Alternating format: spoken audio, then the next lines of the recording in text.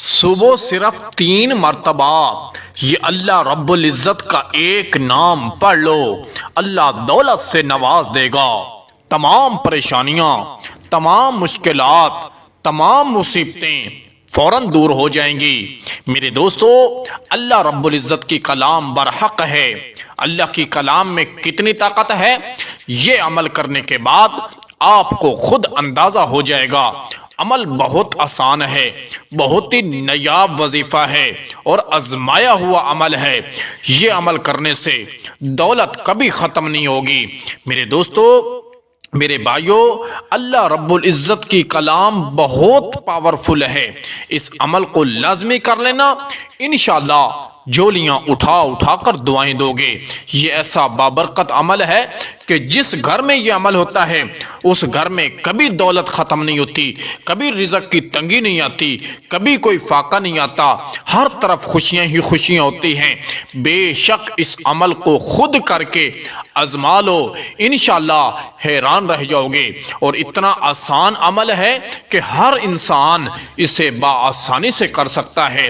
میرے دوستو، وظیفے کا طریقہ کار بھی ملاحظہ فرما لیں، اور ساتھ میں چھوٹی سی گزارش ہے کہ اگر آپ چینل پر پہلی بار آئے ہیں تو چینل کو بھی ضرور سبسکرائب کر لیں، تاکہ اس طرح کے ہر نئے وظائف آپ تک بآسانی سے پہنچتے رہیں۔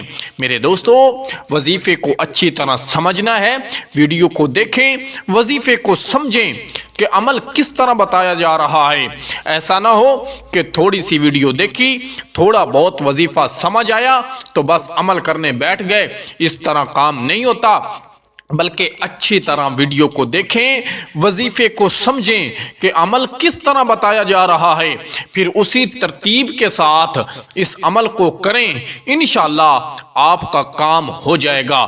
کامل یقین کے ساتھ، صدق کے دل کے ساتھ اپنے ہاتھوں کی انگلیوں پر اللہ رب العزت کے یہ 2 نام پڑھنے ہیں اور قرآن کریم کی ایک چھوٹی سی سورت پڑھنی ہے۔ انشاءاللہ آپ حیران رہ جاؤ گے۔ یہ ایسا با کمال وظیفہ ہے۔ وظیفے کا طریقہ کار ملاحظہ فرما لیں۔ میرے دوستو، میرے بھائیوں، دن میں کسی بھی وقت کر سکتے ہیں، زیادہ بہتر ہے کہ فجر کے وقت اس کو کریں، ہاتھوں کی انگلیوں پر کریں۔ اگر فجر کے وقت کرتے ہیں تو یقیناً آپ کو بہت ہی جلدی فائدہ ہوگا۔ اگر دن میں کسی اور وقت کر لیتے ہیں تب بھی فائدہ ہوگا، لیکن جتنا فائدہ فجر کے وقت ہوگا اتنا بعد میں نہیں ہوگا۔ میرے دوستو، وظیفہ بہت آسان ہے۔ سب سے پہلے باوضو ہو لینا ہے۔ وضو کرنے کے بعد پاک صاف جگہ پر بیٹھ جانا ہے، اور سب سے پہلے نبی کریم صلی اللہ علیہ وآلہ وسلم کی ذات اقدس پر صرف 3 مرتبہ درود پڑھنا ہے۔ درود پڑھنے کے بعد ایک مرتبہ کہیں اعوذ باللہ من الشیطان الرجیم، اعوذ باللہ من الشیطان الرجیم پڑھنے کے بعد ایک ہی مرتبہ پڑھیں بسم اللہ الرحمن الرحیم۔ پھر دائیں ہاتھ کی شہادت والی انگلی پر پہلے پڑھیں سورۃ الکوثر، انا اعطیناک الکوثر فصل لربک وانحر ان شانئک ھو الابتر۔ پھر اس کے بعد اللہ رب العزت کے یہ 2 نام پڑھیں، یا غنی یا فتاح۔ یہ ایک مرتبہ عمل مکمل ہو گیا۔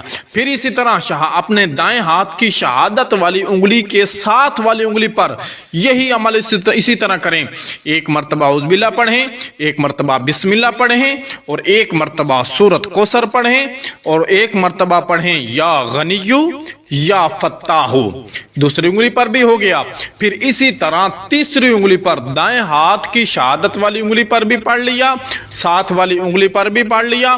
اب اس کے ساتھ والی جو انگلی ہے اس پر بھی یہی پڑھنا ہے، اعوذ باللہ من الشیطان الرجیم بسم اللہ الرحمن الرحیم انا اعطیناک الکوثر فصل لربک وانحر ان شانئک ھو الابتر یا غنی یا فتاح۔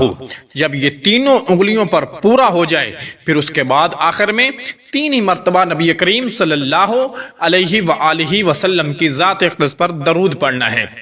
درود وہی پڑھیں جو شروع میں پڑھا تھا. شروع میں صلی اللہ علیہ وآلہ وسلم پڑھا ہے تو آخر میں بھی یہی پڑھیں.